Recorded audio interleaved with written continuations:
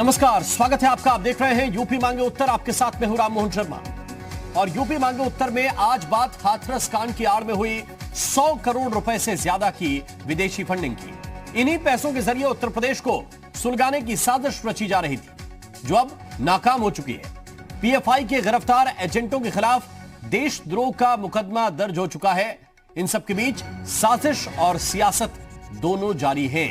इन सब पर करेंगे चर्चा, लेकिन पहले एक रिपोर्ट आपको दिखाते हैं।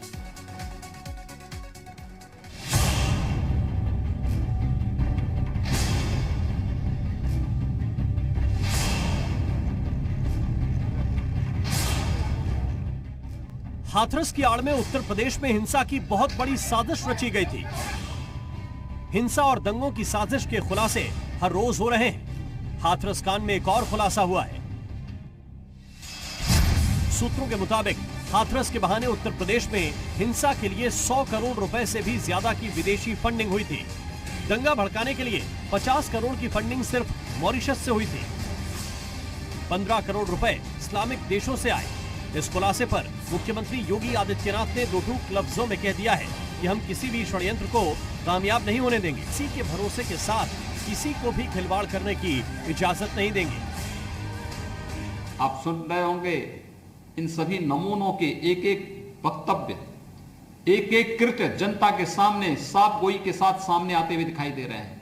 कोई कह रहा है फलानी जगह हम दंगा कराएंगे जाति के आधार पर, कुछ लोग उधर से मरेंगे, कुछ लोग इधर से मरेंगे, हमारे नेता आएंगे उसके बाद जाकर के राजनीति करेंगे।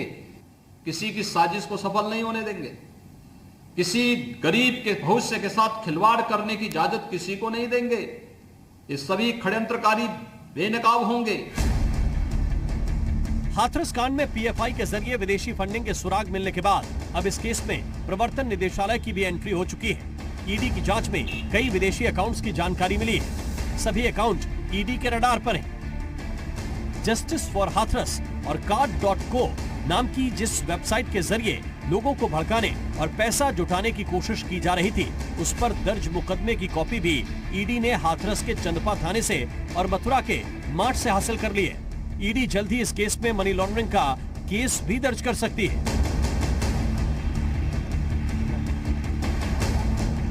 इससे पहले मथुरा पुलिस पीएफआई के 4 लोगों को गिरफ्तार कर चुकी है, जिन पर हाथरस के बहाने दंगा भड़काने और विदेशों से फंड जुटाने का आरोप है। इन लोगों पर दर्ज एफआईआर में साफ लिखा है कि ये लोग कार्ड.co नाम की वेबसाइट के जरिए भीड़ जुटाने, अफवाह फैलाने और चंदा इकट्ठा करने का काम कर रहे थे। हाथरस के बहाने राष्ट्र विरोधी भावनाओं को भड़काने का काम किया जा रहा था। पीएफआई के इन एजेंटों के खिलाफ देशद्रोह की धारा समेत कई अन्य संगीन दफाओं में मुकदमा दर्ज किया गया है। पूरी बातें बेबुनियाद है। पूरी इसके पीछे 1 इंच बराबर का भी सच नहीं है और सबूत नहीं है।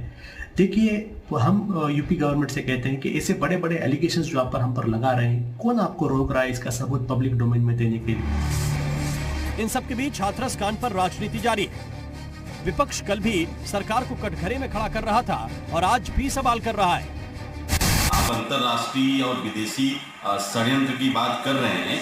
मैं कह रहा हूं, मेरे आपसे प्रश्न है, डेड बॉडी जलाने का आदेश किसका था, क्यों जलाया गया? हम कह रहे हैं कि एजेंसियां अब तक कहां सो रही थी, और अगर किया जा रहा है तो जांच करके आप उजागर करिए उसको। केवल अपराध यह है कि उस परिवार को न्याय नहीं देना चाहती योगी सरकार। कुल मिलाकर कहें तो हाथरस की आड़ में साजिश और सियासत का खेल जारी है। ब्यूरो रिपोर्ट, जी मीडिया।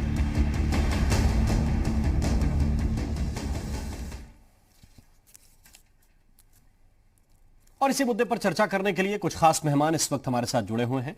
हमारे साथ समाजवादी पार्टी के प्रवक्ता जूही सिंह जी इस वक्त जुड़े हुए हैं। जूही जी, बहुत बहुत स्वागत है आपका। पूर्व आईपीएस अधिकारी राजेश राय जी इस वक्त हमारे साथ जुड़े हुए हैं। राजेश जी, आपका भी बहुत स्वागत है।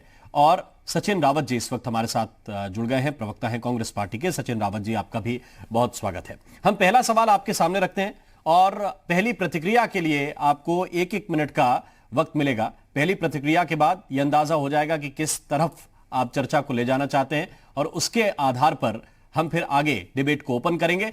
हमारा सवाल पहला यह है, वो आपके सामने रखते हैं कि क्या हाथरस की आड़ में विदेशों से फंडिंग के जो आरोप हैं, जो खुलासे हो रहे हैं, उनमें कितना दम है? शुरुआत में चाहूंगा जूही सिंह जी आपके साथ, आपको क्या लगता है इन आरोपों में कितना दम है, इन खुलासों में कितना दम है?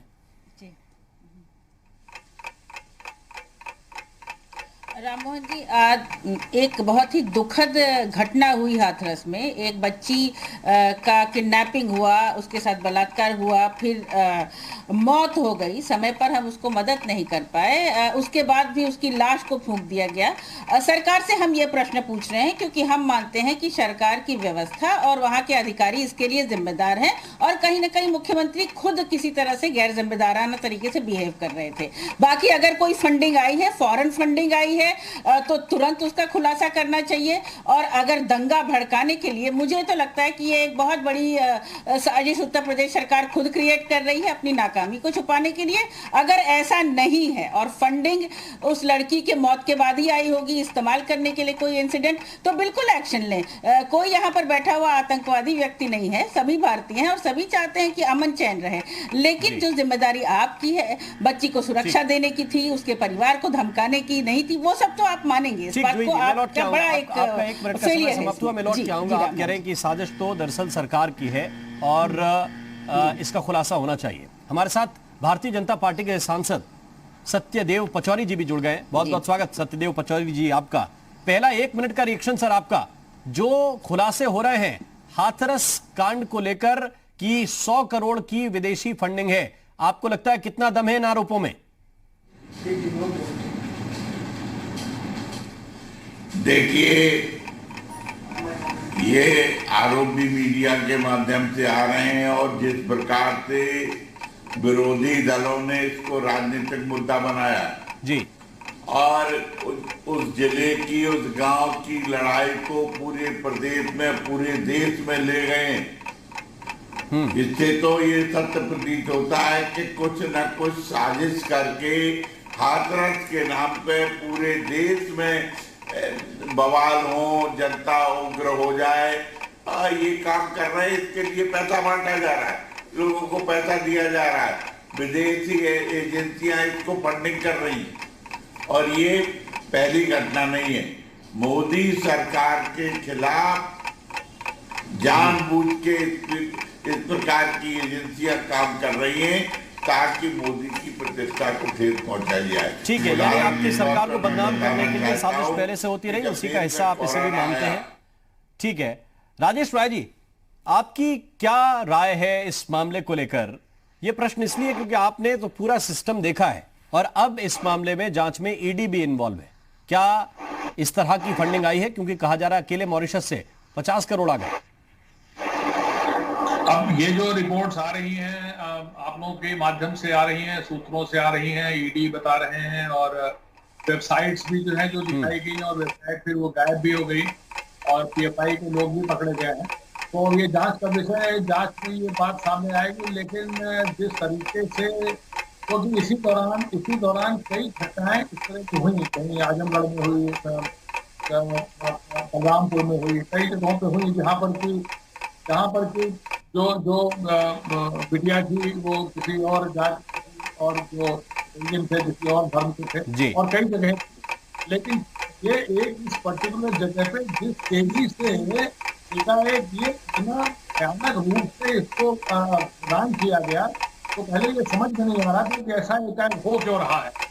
तो अगर उस परिप्रेक्ष्य में अगर हम देखते हैं तो ये जो साजिश वाली बात आ रही है, और जिस तरीके से लोगों ने, खासतौर से कांग्रेस ने तरीके से वहां। ठीक है राय साहब, 1 मिनट पूरा हुआ। मैं सचिन रावत साहब के पास चलता हूं। आपने कांग्रेस पे बात छोड़ी है और कांग्रेस के प्रवक्ता है सचिन रावत जी, लग रहा है कि ये फंडिंग की जो बात सरकार कह रही है, जो जांच एजेंसियों के जरिए खबर मिल रही है, इसमें दम है या कुछ और है? देखिए राममोहन जी, सबसे बड़ी बात तो योगी सरकार का फेल्यूर है। अगर कोई फंडिंग हो रही थी विदेश के द्वारा तो इनकी ईडी क्या कर रही थी, इनकी आईबी क्या कर रही थी? सेंट्रल में इनकी सरकार है, राज्य में इनकी सरकार है। लेकिन हाथरस में जिस प्रकार एक बेटी के साथ में घटना हुई, उसके बाद में उसकी लाश को जला दिया गया, तो मुझे तो लगता है जिस तरह उसकी लाश को जलाया गया है, योगी सरकार की कानून व्यवस्था भी उसी तरीके जल गई।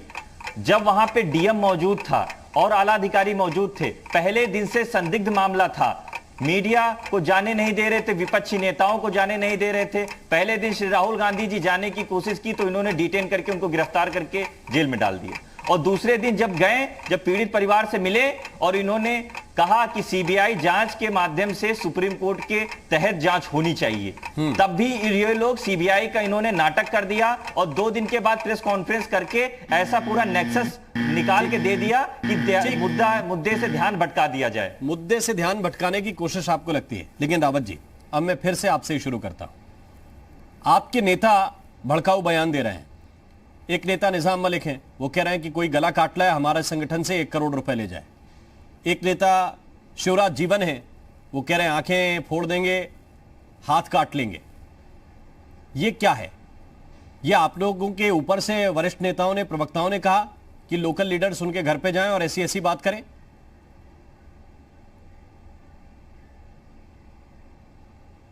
रावत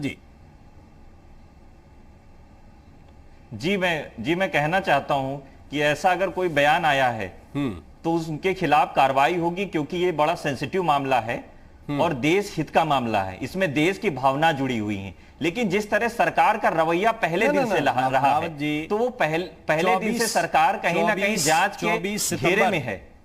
24 सितंबर उस बच्ची की मौत से तकरीबन 3 दिन पहले, 24 सितंबर, उस दिन जाके शिवराज जीवन बोल रहे हैं, जाति विशेष का नाम लेकर बोल रहे हैं। मैं पूरा बयान नहीं बोल सकता यहां पे कि हाथ काट लेंगे, आंखें फोड़ देंगे।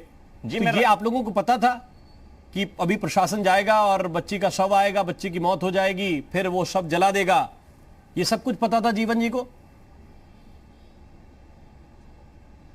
देखिए, ऐसा कुछ नहीं है। जीवन जी की जहां तक बात है, मैं कहना चाहूंगा कि उनका व्यक्तिगत मामला हो सकता है, व्यक्तिगत बात हो सकती है, व्यक्तिगत के क्योंकि चक्कर वो में दलित भड़कता तो परिवार समाज से है ना, ताल्लुक रखते हैं। और मैं बता रहा हूं, अगर कोई ऐसा बयान आया है तो उस पार्टी उनके खिलाफ कार्रवाई करेगी। लेकिन कहीं ना कहीं सरकार की जो साजिशें हैं, सरकार को अपनी साख बचाने के लिए उनको यह प्रायोजित पिक्चर रचनी थी, जिससे कि कहीं ना कहीं जो देश की भावना, एक दलित बेटी को न्याय न मिल पाए, ये मुख्यमंत्री जी की जो उनका अहंकारी रवैया है वो स्पष्ट हो गया है। जैसे इनके एक बयान, एक भारतीय जनता पार्टी के नेता का भी बयान आया है, उन्होंने बेटी समाज के बारे में क्या गलत कुछ नहीं कहा। तो मैं कहता हूं मेरा सवाल ये है, और मेरा सवाल ये है कि पीएफआई पर अगर खुलासा हो रहा है, पीएफआई पर अगर खुलासा हो रहा है, जूही जी मैं आपके पास आता हूं इस सवाल के साथ, कि अगर पीएफआई पर खुलासा हो रहा है, फंडिंग विदेश से आई है, तो इसका उस पर्टिकुलर केस बिगड़ जाएगा या बच्ची को न्याय नहीं मिलेगा, इसका कोई उस पर असर है क्या?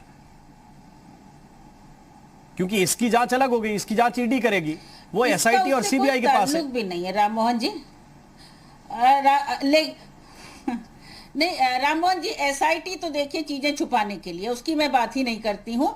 ईडी जरूर एक एजेंसी है और ईडी का तमाशा न बने, इसकी जिम्मेदारी ईडी अधिकारियों के ऊपर है। अगर उनके सूत्र ये बताते हैं कि 50 करोड़ रुपया मॉरिशस से आया, तो उनको तुरंत वो अकाउंट जो है और एक चार्जशीट और उन लोगों को अटैच कर देना चाहिए, क्योंकि पैसा तो उनके मॉनिटरिंग में ही आया होगा। इतना बड़ा अमाउंट अगर भारत में ट्रांसफर हुआ है और 100 करोड़ की बात हो रही है, तो ये कोई मजाक नहीं है। और उत्तर प्रदेश में जो मुख्यमंत्री कह रहे हैं कि कोई साजिश है, अंतरराष्ट्रीय साजिश है, तो इसका खुलासा तो जल्दी से जल्दी होना चाहिए। कोई राजनीतिक दल इसका विरोध नहीं करता, लेकिन इससे हाथरस में हुई अकर्मण्यता छुपती नहीं है। आपके अधिकारी, आप खुद जिम्मेदार हैं, भारतीय जनता पार्टी जिम्मेदार है उस पूरे प्रकरण के लिए और उस बिटिया को न्याय नहीं देने के लिए और साथ ही उसके परिवार को धमकाने के लिए। धारा 144 भी सुविधा अनुसार लगाई जाती है, किसके ऊपर लगेगी किसके ऊपर नहीं लगेगी। एडीएम का बयान है, आपके डीजीपी विरोधाभास बयान देते हैं। ये बहुत ही गंभीर पटल है राम मोहन जी, और ये सब बातें आ चुकी होंगी। विपक्षी दल अगर इतना शोर नहीं बचाते तो बलरामपुर, लखीमपुर लगातार अत्याचार बढ़ रहे, गोरखपुर, बलिया घटनाएं बढ़ रही हैं, वहां भी कार्रवाई नहीं होती। जहां तक समाजवादी पार्टी का सवाल है, हम हर जगह डेलीगेशन भेजते हैं, कानपुर देहात भी भेजते हैं, और ये हमारा काम है एक जिम्मेदार विपक्षी दल के लिए। लेकिन पीएफआई या अंतरराष्ट्रीय साजिश की बात अगर मुख्यमंत्री ने कही है और अगर वो संजीदा नहीं है और इसको प्रूव नहीं कर पाए, तो उनकी खुद की बातों पर एक बड़ा प्रश्न चिन्ह लगेगा राम मोहन जी। ठीक है, सत्यदेव पचौरी जी, विश्वसनीयता का सवाल भी है जी कि इनमें, इन आरोपों में, इन खुलासों में दम है कि नहीं अंतर्राष्ट्रीय साजिश है। वैसे एक वेबसाइट सामने आई, वेबसाइट को कहां से फंडिंग होती है ये भी सामने आया, जी और रातों रात वो वेबसाइट, उस पर लिखे जाने वाले तरीके बहुत आपत्तिजनक हैं। जी देखिए, ये साजिश नई नहीं है, पहले से भी होती रही है, ये आपको बता दें। कोरोना काल में भी ये साजिश की गई है सरकार को बदनाम करने के लिए कि मुसलमानों को मारने के लिए कोरोना फैलाया जा रहा है। तो ये साजिश, और इस घटना की, हाथरस की जब रिएक्शन तमिलनाडु में होता है तब संख्या हो जाती है। अगर जिले में हो जाए, प्रदेश में हो जाए, रिएक्शन समझ में आता है। और उसी प्रकार की घटनाएं जब अन्य जिलों में होती हैं कि कमजोर लड़कियों के साथ इसी प्रकार की हत्याएं की जाती हैं, तब लगता है कि ये साजिश के साथ इनकी हत्याएं भी कराई जा रही हैं, उनका प्रचार भी किया जा रहा है। तो कोई न कोई साजिश है, उसकी प्रगतिकरण होता है। ठीक, राजेश राय जी जो कह रहे हैं सांसद जी कि कई जगह पर रिएक्शन इसका देखने को मिला, और एक साथ ये बताने की कोशिश शुरू हो जाती है कि सबसे असुरक्षित प्रदेश उत्तर प्रदेश है, सबसे असुरक्षित सरकारें बीजेपी की सरकारें हैं, और सिर्फ भारत में नहीं, विदेशी अखबार भी उसी तरह से लिखना शुरू कर देते हैं एक साथ। क्या इसे मात्र एक संयोग माना जाए? नहीं, हम और जगहों पे जो घटनाएं हुई हैं, राजस्थान में भी हुई है और यहाँ उत्तर प्रदेश में भी बहुत जगहों पे हुई है, दूसरे जगहों पर भी हुई है, लेकिन जो यहाँ पर जिस तरीके से घटना हुई, मतलब हम भी पुलिस में रहे हैं और हम इस चीज को जानते हैं, हम लॉ एंड ऑर्डर को भी समझते हैं राममोहन जी। जो घटना हुई, घटना में अगर आप पूरे क्रम को देखें, जो आप लोगों के माध्यम से, प्रेस के माध्यम से जो हमने देखा और जो हमने लोगों के बयानात सुने, उसके हिसाब से जो लड़की अपने भाई के साथ, माँ के साथ थाने पर जाती है और वहां पर इस बात की कंप्लेंट लिखाती है, FIR लिखाती है, भाई लिखाता है FIR कि मेरी लड़की को फला आदमी जो अभियुक्त है उसमें, वो उसका गला दबा के उसने मारने की कोशिश की। उसमें FIR SC/ST एक्ट और 307 का मुकदमा पंजीकृत। जी, कोई तकनीकी दिक्कत है राजेश राय साहब के साथ। वो हालांकि ये बताने की कोशिश कर रहे थे कि पहले जो मामला था उसमें रेप का जिक्र परिवार की तरफ से नहीं किया गया था, और फिर इसके बाद जब पीड़िता के बयान हुए तो उसके आधार पर फिर धाराएं बढ़ाएंगे। राजेश जी आप कंटिन्यू कर सकते हैं, बोल सकते हैं, आपकी आवाज थोड़ा सा ब्रेक हो गई थी, बोलिए। हो गया था, तो मैं ये कह रहा था कि वो जो घटना जिस तरीके से आई और जिस तरीके से बताया गया, और फिर बाद में बयानों में जब उसमें लोगों ने बताया, उनके लिखवाया घर वालों ने, फिर नहीं उसके साथ छेड़खानी भी हुई तो छेड़खानी की धारा बदली गई। और जब वो बच्ची ने बाद में 22 सितंबर को जब उसने ये बयान दिया, उसका बयान लिया गया, CO ने लिया, रिकॉर्ड भी किए हैं उनको, तो उसमें उसने बताया कि हमारे साथ जो है बलात्कार हुआ है, और 3 लोगों ने और नाम बताए गए, 4 के बताए गए, और वो चारों गिरफ्तार हो गए। उसका मेडिकल भी हुआ, और उसके बाद मेडिकल वो जो फोरेंसिक लैब जाता है वो भी जाता है। वो चीजें इसमें उतनी महत्वपूर्ण इसलिए नहीं है कि जो बेटी है उसका ये बयान कहना खाली कि मेरे साथ बलात्कार 4 लोगों ने किया, उतना पर्याप्त है। और उसी बिना पर वहां पुलिस ने चारों मुलजिमों को गिरफ्तार करके जेल भेज दिया। ये जेल उनको भेज दिया जब वो लड़की जो है यहाँ से सफदरजंग गई है। उसके पहले तक जो पुलिस की कार्रवाई होनी चाहिए थी, वो पुलिस की कार्रवाई पूरी हो चुकी थी उस घटना में। जो भी घटना हो, घटना के बारे में मैं कोई टिप्पणी नहीं करना चाहता, क्या पहले लिखा गया क्या बाद में लिखा गया, लेकिन जब रेप की बात आ गई तो रेप के चारों मुलजिम जेल चले गए। अब जब मुलजिम जेल चले गए, उसके बाद उसकी जब तबीयत खराब हुई तो उसको लोग अस्पताल लेकर के गए, और ये सारा सिलसिला शुरू हुआ सफदरजंग से। अभी वो वहां पर अस्पताल में पहुंची और उसका इलाज हुआ, और बच्ची के अलीगढ़ से दिल्ली रेफर होने से पहले तक कोई पॉलिटिक्स इसमें इन्वॉल्व नहीं थी।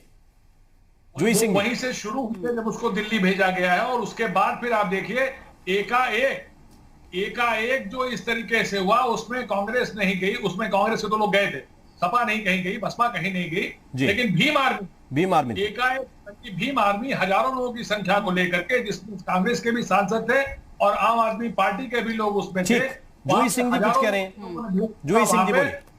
और घेर करके उन्होंने डेड बॉडी को वहां से निकलने नहीं दिया। जी जी मैं आज जी बोलिए 9 बजे वहां पे डेड बॉडी मिलती जी जी बोलिए। विद ऑल ड्यू रिस्पेक्ट राय साहब, लड़की के बारे में कहा, एक मिनट सर, जब लड़की के बारे में शुरू में वो पुलिस में गई तो बताया गया कि उसके बदन पे कोई कपड़े नहीं थे।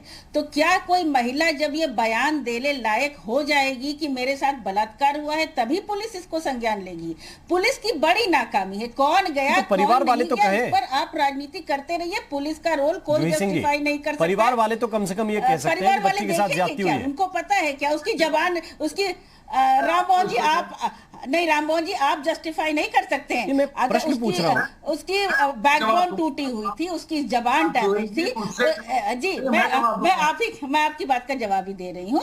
ये नहीं सर प्लीज, मैं राम मोहन जी की बात का जवाब दे रही हूँ। मैं राम मोहन जी की बात का जवाब दे रही हूँ और मैं प्रश्न पूछ रही हूँ कि उसका सैंपल क्यों नहीं भेजा गया, क्यों नहीं समय पर भेजा गया, क्यों सफदरजंग तक जाकर क्यों उसको मेडिकल फैसिलिटीज मुहैया नहीं कराई गई, क्यों डिस्ट्रिक्ट मजिस्ट्रेट बार बार परिवार को धमका रहे थे, क्यों आपके एडीएम निकलकर विरोधाभास बयान दे रहे थे? आपको विपक्षी दलों पे जो भी कहना हो, कौन गया कौन नहीं गया, किसने राजनीति की, सरकार तो आपकी थी, जिम्मेदारी तो आपकी थी। मुख्यमंत्री ने पहली बार इस मुद्दे पे कब बोला? जब प्रधानमंत्री का फोन आया। क्या हम अपने मुख्यमंत्री से यही आशा करते हैं? क्या हम अपने local administration IAS IPS officer से यही उम्मीद करते हैं कि हमको महिला बताएगी? मतलब बड़े प्रश्न चिन्ह है और बड़ी कोताही है। ठीक है राजेश राय, आपको रिस्पॉन्ड करना चाहते हैं, लेकिन मुझे उससे पहले एक छोटा सा ब्रेक लेना है। एक छोटे से ब्रेक के बाद हम तुरंत हाजिर होते हैं। सचिन रावत भी कुछ कहना चाह रहे हैं, राजेश राय जी जवाब देना चाह रहे हैं जूही सिंह जी को। एक छोटे से ब्रेक के बाद तुरंत हाजिर होते हैं।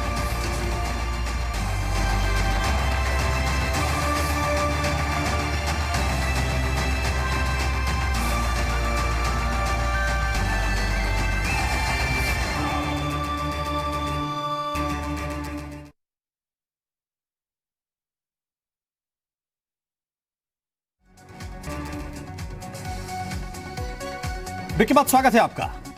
और आज सवाल यही है कि क्या दंगा प्लान कोई किया जा रहा था? क्या 100 करोड़ की फंडिंग इसके लिए दे दी गई थी? ये वेबसाइट जो तैयार हुई, दो वेबसाइट, ये कैसे रातों रात तैयार हो गई? हाथरस का प्रकरण धीरे धीरे जातीय हिंसा की तरफ क्यों बढ़ता जा रहा था? क्यों दो जातियों के बीच में वैमनस्यता पैदा हो गई थी अचानक? क्या इसके पीछे सियासी लोग थे? क्या इसके पीछे कुछ हिंसा फैलाने वाले लोग थे? इसी के आसपास कर रहे हैं चर्चा। राजेश राय जी हमारे साथ हैं। राय साहब, जूही जी जो कह रही थी ब्रेक से पहले, रिस्पॉन्ड कर सकते हैं आप, बोलिए। मैं जो दो तीन बातें जो आदरणीय जूही सिंह जी ने कही, मैं उनकी बात को मैं ये कहना चाहूंगा, मैं उस जिले में तैनात नहीं हूं, मैं वहां का पार्ट नहीं हूं। मैं एज ए पुलिस ऑफिसर मैं ये कहना चाह रहा हूं, आप लोगों के चैनल पर ही मैंने ये चीजें देखी। लड़की को जैसा वो कह रही थी कि जब थाने पर आई थी तो नेकेड थी, और थाने पर जो जितने भी वो फोटोग्राफ्स आप लोगों ने दिखाए हैं उसमें उसने पूरे कपड़े पहने थे, घायल थी। घायल अवस्था में उसको ले जाया गया। मैंने भी वो फोटोग्राफ देखे हैं जो आपके मीडिया पे चले हैं। जो लड़की के भाई ने जो रिपोर्ट लिखा है, उस रिपोर्ट में लिखाया उसने कि उसको संदीप ने उसको मारा, गला दबाया। उसकी माँ के ये स्टेटमेंट जो है ये आपके चैनल्स पे हमने ये सुना है, जिसमें उसने जो पहले स्टेटमेंट दी है जिसमें उसने कहा है कि मेरी बेटी का गला दबा के उसको मारा। उसके बाद में जब ये स्टेटमेंट जिस दिन उसका 22 सितंबर को जब उस बेटी का ये स्टेटमेंट जो है वो लिया गया है, और जब उस और ये भी मैं आप कहना चाहूंगा जूही सिंह जी से कि अगर कोई जाकर के ये रिपोर्ट महिला ये लिखाती है कि मेरे साथ मारपीट हुई, मेरा हाथ टूट गया है या मेरे सिर में चोट लगी है, तो अगर सिर में चोट या हाथ में चोट लगने की अगर एफआईआर होती है तो उसमें बलात्कार का टेस्ट नहीं कराया जाता है। बलात्कार का टेस्ट किसी का तभी कराया जाता है महिला का, जब महिला इस बात के लिए एलिगेशन लगाती है कि मेरे साथ बलात्कार हुआ, वरना उसका जो टेस्ट होता है पढ़ा है सर।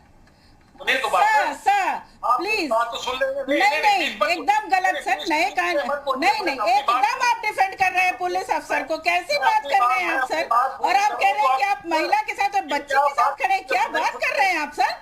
बाकी में वाले कट कर रहे हैं और आपकी डिफेंस में बिल्कुल नहीं सुनूंगी सर। This is unjustified. आप जैसे रिस्पेक्टेड और इज्जतदार पुलिस अफसर इस तरह की बात कर रहे हैं कि अगर उसके हाथ में चोट, कोई लड़की इतनी घायल अवस्था में जा रही है, पुलिस वालों की आंख कान नहीं है क्या कि उसका मेडिकल करा? क्या बात कर रहे हैं सर राजेश राय जी? और आप बता रहे हैं कि आपको कुछ जानकारी नहीं है, आपकी मीडिया के माध्यम से हम लोग क्या बात कर रहे हैं सर? क्या बात कर रहे हैं?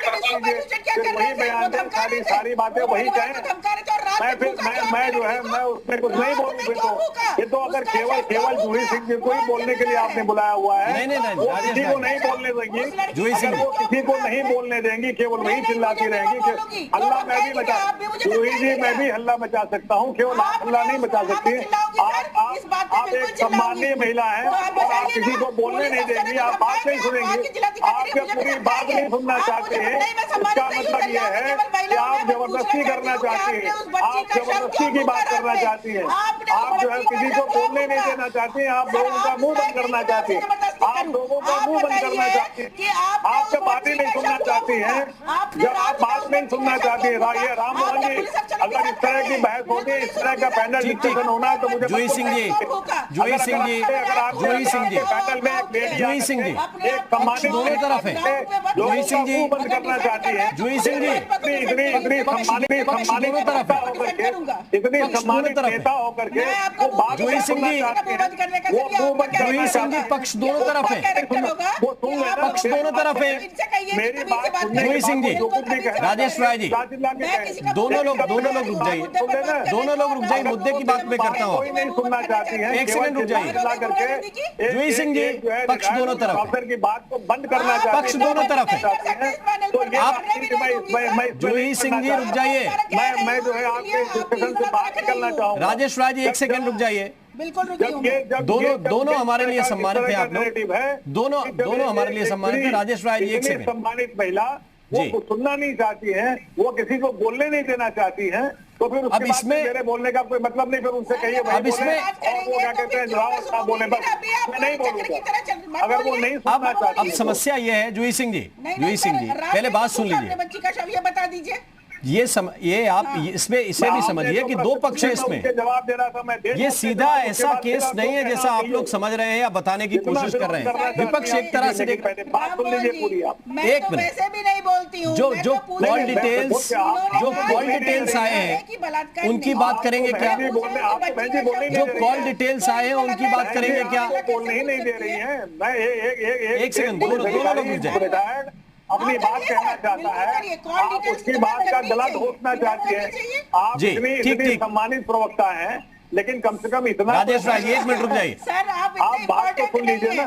नहीं, मेरी बात आप सुनना ही नहीं चाहती। मैं आपका जवाब दे रहा हूँ। ठीक है, मैं जवाब दे दूं, मेरे जवाब दे। कांग्रेस के प्रवक्ता है हमारे साथ सचिन रावत। एक सेकंड राय साहब, एक सेकंड। सचिन रावत जी, स्वीकार नहीं है। नहीं, मैं राम मोहन जी केवल इतना। राय साहब मैं लौट के आ रहा हूं आपके पास, मैं आपके पास लौट के आ रहा हूं। सचिन रावत जी की बात सुन लूं। रावत जी बोलिए।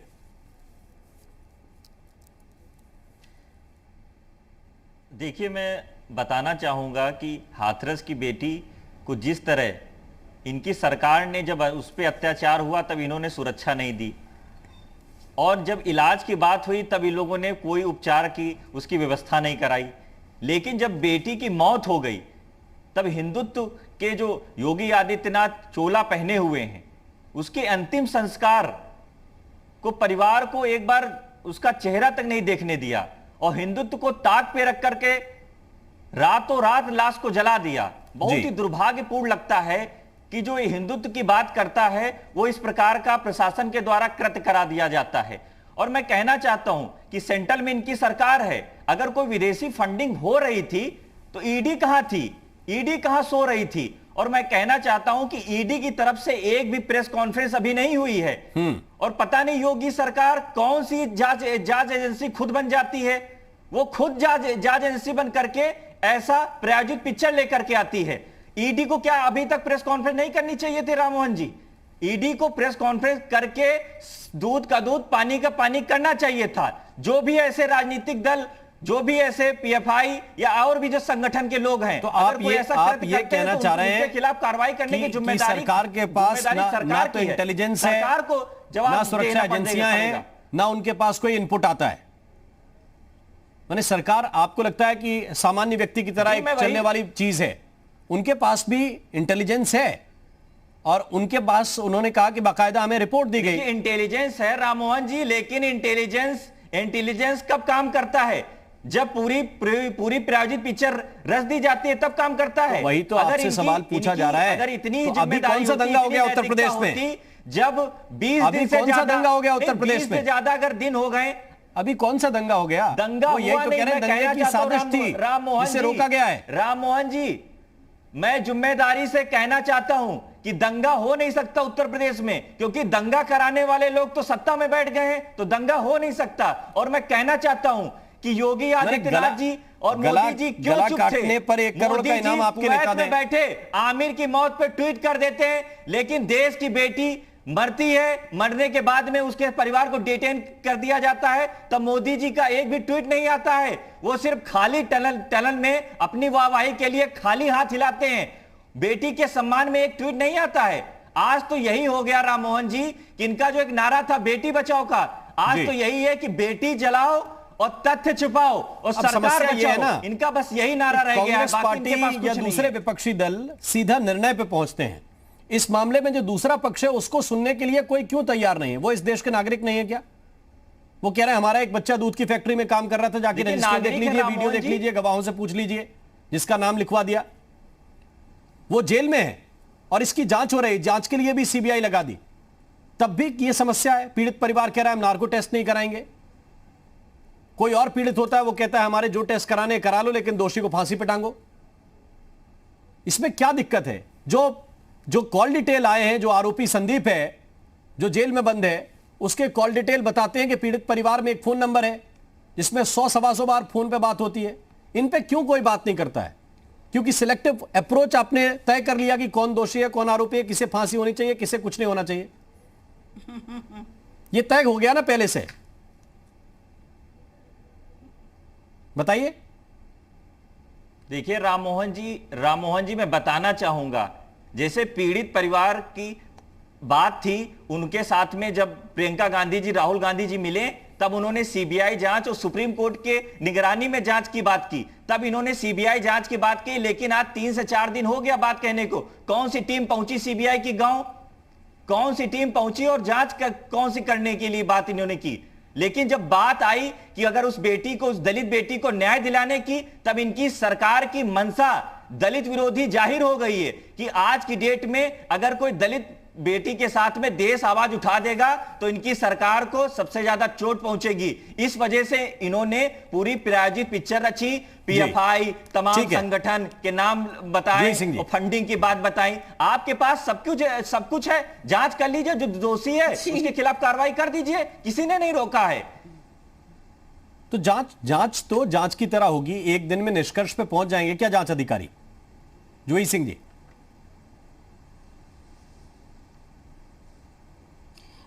राममोहन जी, यदि ये प्रकरण शुरू से शासन प्रशासन ठीक से हैंडल कर रहा होता तो न बच्ची की मौत होती, बच्ची के साथ जो भी बलात्कार प्रताड़ना हुई है उसका एक सही न्याय मिलता। आपने सीडीआर की बात कही है, बिल्कुल डिस्कस करना चाहिए कि कौन फोन पे बात कर रहा था, लेकिन ये सब बातें बच्ची की मौत के बाद आई। तो मौत तो हुई है, बलात्कार तो हुआ है अकॉर्डिंग टू ऑल रिपोर्ट्स, प्रताड़ना तो उस बच्ची की हुई है, रात में तो उसकी डेड बॉडी को फूंका गया है बिना उत्तर प्रदेश में उसके परिवार से परमिशन लिया। उत्तर प्रदेश सरकार ने गलत एफिडेविट तो सुप्रीम कोर्ट में दिया है, ये तो फैक्ट्स है। बाकी 100 करोड़ 200 करोड़ जहां से भी फंडिंग आ रही है, ईडी को तुरंत इसका खुलासा करना चाहिए, अपना तमाशा नहीं बनवाना चाहिए। तो दो साजिश आ गई किसी भी मामले में, हाथरस और एक और बलात्कार भी हुआ है हाथरस। किसी भी मामले में जो विपक्षी दल है वो पीड़ित के साथ खड़े होते हैं, उसमें सबसे बड़ी मांग यह होती है कि जो दोषी लोग हैं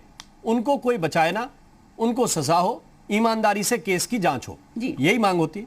इसमें जो 4 के 4 दोषी हैं जिनके नाम लिए गए परिवार की तरफ से, एक और वो जेल गए पीड़ित की मौत से पहले। रामो जी नहीं, इसमें एक और चीज मैं जोड़ दीजिए, एक और चीज मैं पटल पे लाना चाहूंगी। अगर धारा 144 लगी हुई है वहां पर, तो वो सभी के लिए लगी है। किसी भी जाति के लोग वहां पर कास्ट पंचायत नहीं कर सकते हैं। एडीएम का ये बयान आया है कि हम सुविधा अनुसार यदि किसी को कलेक्ट होना है तो वो कर सकते हैं। इस तरह से क्यों प्रेशर बन रहा है? कौन? ये तो उत्तर प्रदेश सरकार ही साजिश कर रही है ना। अगर आपको कोई भी दोषी चार जेल गए, आप बिल्कुल चार्जशीट फाइल करिए, आप इंक्वायर करिए बच्ची को आपने रात में क्यों फूका। और जब सीबीआई अपनी रिपोर्ट दे तो एक और सीबीआई की रिपोर्ट आई है उत्तर प्रदेश सरकार के पास, 4 अफसरों के खिलाफ कार्रवाई करने के लिए कहा गया है उन्नाव में। उस पर भी कर दें और इस पर भी कर दें, क्योंकि आपके सरकारी अफसरों की भूमिका संदिग्ध है। प्रश्न यहां से ये उठ रहा है। बाकी राममोहन जी, इस पटल पे सभी लोग अपने विचार रख सकते हैं, मैं बस अपनी बात कह रही हूँ। नहीं, मेरा सवाल यहां से था और तथ्य जिस पे आपने बीच में ऐड कर दिया। मेरा सवाल ये था कि अगर आरोपी जेल में हैं, वो पीड़ित की मौत से पहले हैं, अगर उस केस में धारा 376D लगी, वो हटाई नहीं गई जी, वो जो पीड़ित की मौत से पहले हुआ, जब तक इसमें पॉलिटिक्स इन्वॉल्व नहीं हुआ था, लेकिन फिर अचानक भीम आर्मी आती है, लाव लश्कर के साथ आती है। आप लोगों से पहले बता रहा हूं, बाद में समाजवादी पार्टी ने प्रदर्शन करना शुरू किया, लेकिन उससे पहले ही 3-4 जगहों पे भीम आर्मी ने यह काम करना शुरू कर दिया कि ये दलित वर्सेस सवर्ण का मसला है। उनकी नारेबाजी भी सुनेंगे तो वो सुनाने लायक नहीं है। तो वो जब ऐसी चीजें होने लगे हैं, तो ये क्या आपको लगता है? एक केस है, एक केस में एक आरोपी पक्ष है, एक पीड़ित है, पीड़ित को न्याय मिलना चाहिए, हर बच्चा कहता है, हर व्यक्ति कहता है, हर राजनेता कहता है कि मिलना चाहिए। 4 लोग जब जेल चले गए, इसके बाद फिर पॉलिटिसाइज चीजों को किया गया, और फिर सरकार के पास ये बताने के लिए है कि देखिए प्रदर्शन हो रहे थे, हमारे पास अगर स्थिति बिगड़ जाती इसलिए हमने रात में शव का दाह संस्कार कर दिया। लेकिन ये कौन लोग हैं जो दिल्ली के सफदरजंग जाके प्रदर्शन करते हैं? राममोहन जी, रात में 2:30 बजे मैं ये कह रहा हूं कि उनके पास ये बताने के लिए है कि आप लोग माहौल बिगाड़ रहे थे। राममोहन जी, भीम आर्मी के विषय में ये माहौल कैसे बिगड़ा? जब 4 सकते हैं, वो झूठ बोल रहे हैं। जब 4 लोग जेल में थे, हाउस अरेस्ट किया था। जब 4 ये तो एडमिनिस्ट्रेशन बताएगा ना, ये तो एडमिनिस्ट्रेशन बताएगा ना कि आपने, वही तो बात मैं कह रही हूँ राममोहन जी कि हाथरस का माहौल नहीं बिगड़ा। ये उत्तर प्रदेश सरकार की एक्सक्यूज है कि वो डेड बॉडी को रात में फूंक सके। इसी पर से प्रश्न चिन्ह बड़े खड़े होते हैं कि बिना इजाजत के आपने कैसे उसको कर दिया, फूंक दिया उस लड़की को। मैं तो अंतिम संस्कार भी उसको नहीं कह सकती हूँ। कौन माहौल बिगाड़ रहा था? विपक्षी दल अपना डेलीगेशन लेकर, एटलीस्ट हम लोग तो बाद में गए, आपने रोका तब प्रदर्शन हुआ, उस पर भी हमने कुछ नहीं कहा। आपने लाठीचार्ज किया हमारे ऊपर, हमने कुछ नहीं कहा। लेकिन ये एक्सक्यूज, और आपके जिलाधिकारी वहां बैठकर धमका रहे थे क्या? मतलब it is all right to stand by bureaucracy, लेकिन इस हद तक भी नहीं खड़ा होना चाहिए कि आपने एसएसपी को सस्पेंड कर दिया। सारी गलती एसएसपी की है और उन 4 पुलिस वालों की है, और जिलाधिकारी का इसमें कोई रोल ही नहीं है, एडीएम का कोई रोल ही नहीं है। प्रश्न चिन्ह तो बड़े नेताओं पे खड़े होंगे ना, जनप्रतिनिधि कहां थे? राममोहन जी। जी ठीक है, राजेश राय जी बोलिए। अब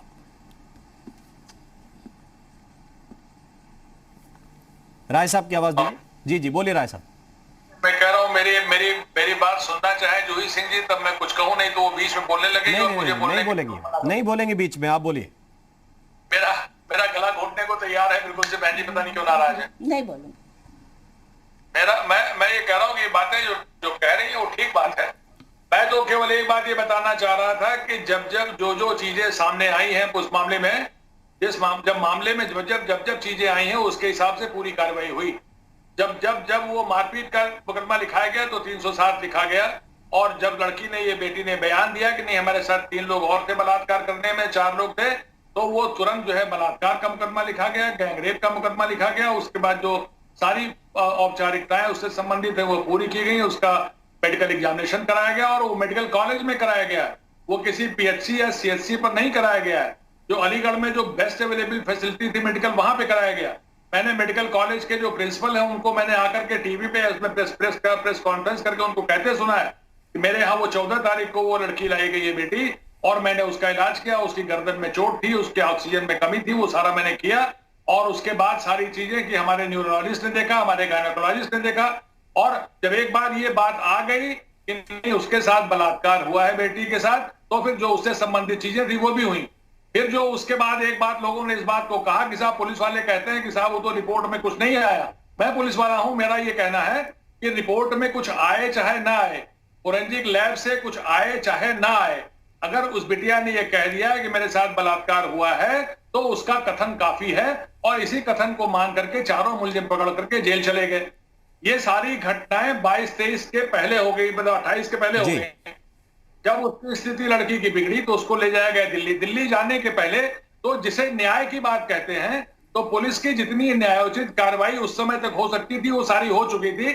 उसमें वो बच्चे वो जो अभियुक्त थे वो जेल चले गए थे, केवल चार्जशीट लगनी बाकी थी।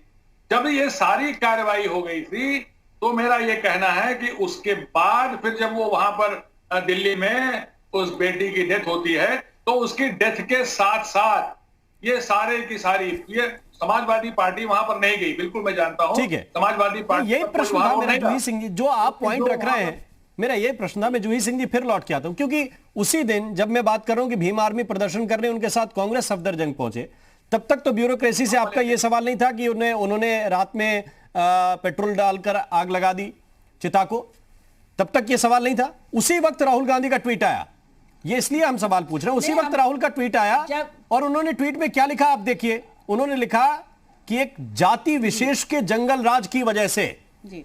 अब इसमें जाति विशेष का जंगल राज क्या हो गया? जो लोग आरोपी हैं उनकी जाति विशेष के जंगल राज की वजह से उत्तर प्रदेश में एक पीड़िता की जान चली गई।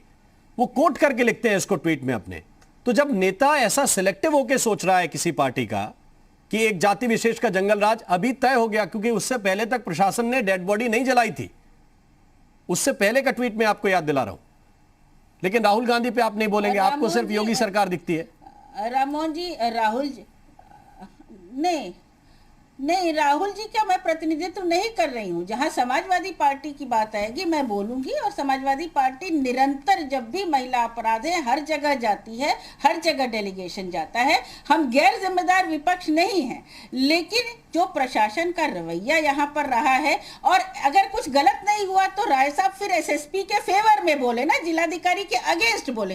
एक नया लड़का जो एसएसपी था उसको सरकार ने सस्पेंड किया है इस भूमिका में। आपके जिलाधिकारी वही है, आपके एडीएम वही है। जिलाधिकारी पीड़िता के यहाँ जाकर धमका रहे थे, इसके भी वीडियो हैं, बार बार वायरल हो रहे हैं। एसआईटी क्या कर रही है, उसका क्या मैंडेट है? आपने उन्नाव केस में जो सीबीआई से रिकमेंडेशंस आए हैं उस पर क्यों नहीं एक्शन लिया अपने अधिकारियों पे? ये सब प्रश्न है। बाकी राहुल जी के विषय में ये जितने भी प्रश्न आपके हैं ये उस रात के बाद हैं जब पीड़ित का दाह संस्कार हो गया जी। ये सारे प्रश्न उसके बाद आए, लेकिन हम अभी भी वही पूछ रहे हैं कि ये राहुल गांधी दिल्ली में बैठ के तय कर रहे हैं कि जंगल राज एक जाति विशेष का उत्तर प्रदेश में है, ये उसके पहले तय कर रहे हैं, जबकि वो चारों आरोपी जेल में थे।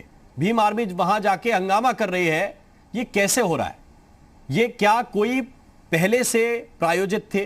कोई चीजें पहले से बता दी गई थी कि इस केस को इसी तरह से हैंडल करना है, और क्या वाकई इसके पीछे साजिश थी? ये तो जांच में खुलासा होगा। बहुत बहुत शुक्रिया, बहुत बहुत धन्यवाद आप सभी मेहमानों का हमारे साथ इस चर्चा में जुड़ने के लिए। तो जो प्रशासन पे सवाल हैं वो सवाल तो पूछे जाते रहेंगे।